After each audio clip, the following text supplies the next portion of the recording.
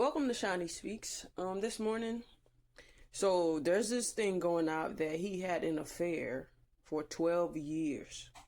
And the sad part is, if it was not exposed, the affair would have been continued. It is sad because he's a church leader.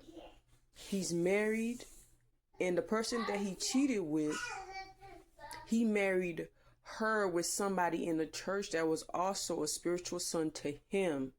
So both of them was married, and they've been cheating for 12 years, and it was not gonna stop until it got exposed. It is sad because a lot of Christians look up to pastors, bishop, apostle, whatever title you may have in the church. People look up to you, especially the new Christians that don't know much. They look up to you to see how your marriage is going, to see how you serving others, to see how you talk and deal with situations. They look it up to you. But when you have a situation like that, it is sad. It is really sad. And part of it, I do not blame the lady, because she was 18 years old.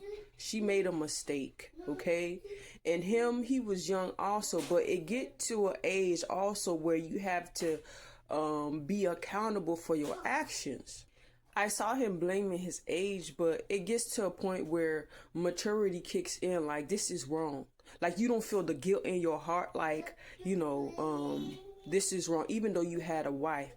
Marriage is not, or when I get lonely, I need to go find somebody to fulfill that loneliness. Or when I need intimacy, I need somebody to fill that loneliness. No. I personally, I think that he groomed that girl. He groomed that girl and things like that. Just like Pastor T.D. McNutt, he's grooming them little boys, okay, to be something that they are not. And I am not even talking about, being like a person of God. I'm talking about like a whole different situation. So I feel like these apostles are basically grooming kids that's new in the faith, that don't know much, to do things that they want to do with them. And it's just sad because, like, man, I can only imagine how God feel about that you are appointed, whether by man or by him, and you are doing that in the church, and you setting a lot of new Christians, a lot of weak believers back. Now they're not gonna go, like, they don't believe in anything now. And that's why some people do not go to church, because of you. And it's just sad.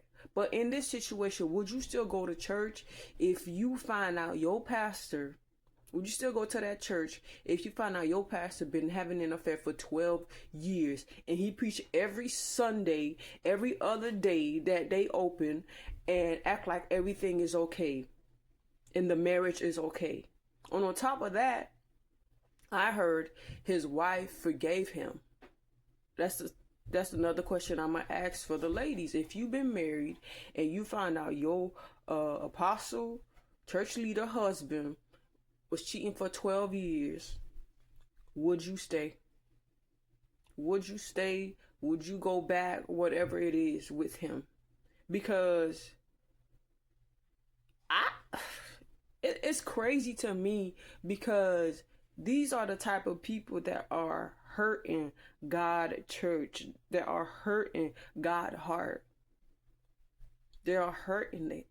And it's like they was not gonna stop until it got exposed. It is crazy that people do not have the fear of God. And I'm not gonna sit here and act like I'm Miss Perfect. No, ma'am. No, sir. I'm not perfect. But one thing I don't do is sit and sin, because if I can't hear God, I panic. I panic like, ooh, I done step out of grace. I done step out of protection. I done step out all the love that God has for me. I be scared, When God is not with me, I be scared. But I don't know, maybe some of these people, God are using them to deliver others from something.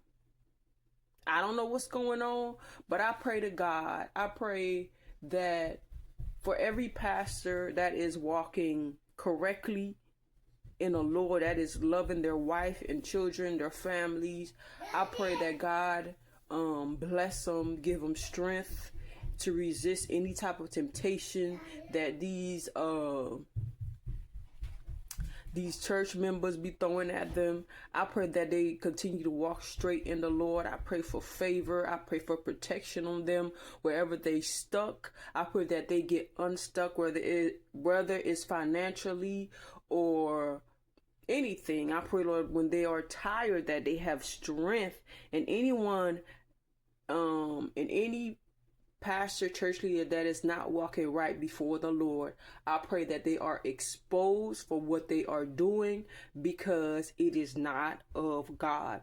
And I pray that the new Christians realize that some of these people are not really for God. So this is my prayer. But tell me what you guys think about this, because it is really crazy to me.